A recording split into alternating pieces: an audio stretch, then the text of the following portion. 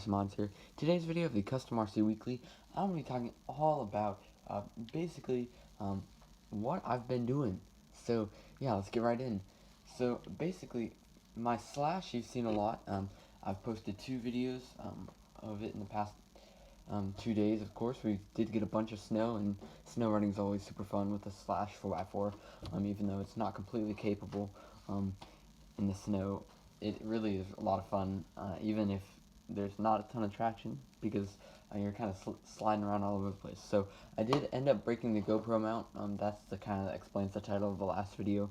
But in that opening jump that I showed you, yeah, it was a bit hairy, but I have to find a new way to attach the GoPro. So yeah, that was a good mount while it worked, but I need to get something a little bit more heavy duty. So if you have any mount ideas, please post them down in the comments below. So yeah, let's talk a little bit about all these little drones right now, and then we'll get more into the Mavic. But basically, this drone I'm going to be doing a little farewell for. Yeah, so I've had this, the Inductrix honestly isn't all that much fun to fly, especially when you already have one that you've been flying Tiny Whip style for a while. So I've really decided to I decided to scrap this one for parts and then put the FC board in this hoops on. So yeah, this thing I picked up as it was crashed.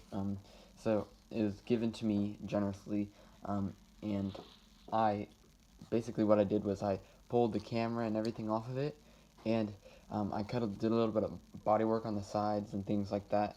And as you can see, I did put some connectors on as well. So I'm gonna go ahead and put the FC into the this drone, and then I'm basically just gonna make it a hoops on drone with the blade transmitter and the blade electronics and things like that, so that we can run Spectrum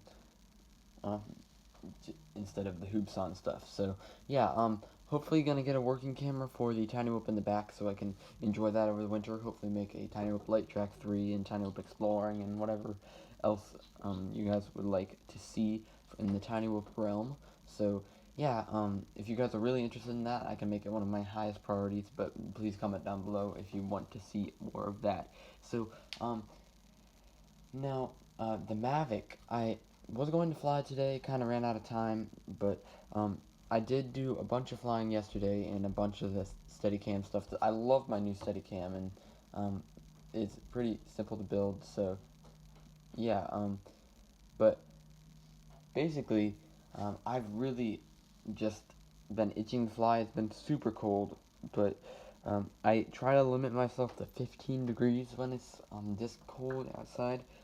Just for the longevity of my Mavic, I want to make sure it lasts, because it was quite expensive.